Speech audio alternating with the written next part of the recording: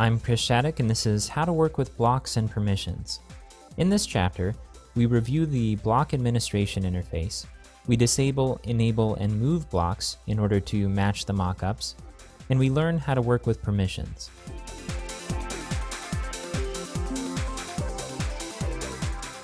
In our last chapter, we finished building out this calendar view. We turned all of these items to links by using taxonomy and node reference. And in this chapter, we're going to begin by cleaning up our interface a bit.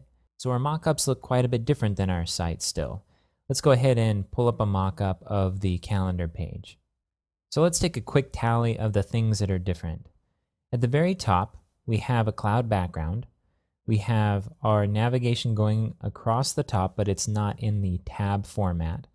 And there's no user links in the upper right-hand corner. If we jump back to the browser, we see we still have user links up here. There's no background, and our tabs have rounded corners and a background color. Okay, and then in our body, let's go ahead and jump back to the content. The main content shows on the left-hand side here, and there's a box with a search input to the right. If we jump back to the browser and look at our site, we have the search box and it looks right, but it's on the wrong side. And we also have this navigation box, which may or may not show if we're logged in. We haven't checked yet. And then if we look at the footer, our footer says powered by Drupal, and there's a line across the top here.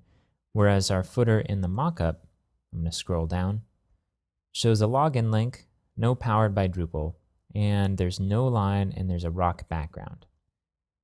So the first part of making these next batch of changes is understanding what blocks are. I'm going to jump back to the browser,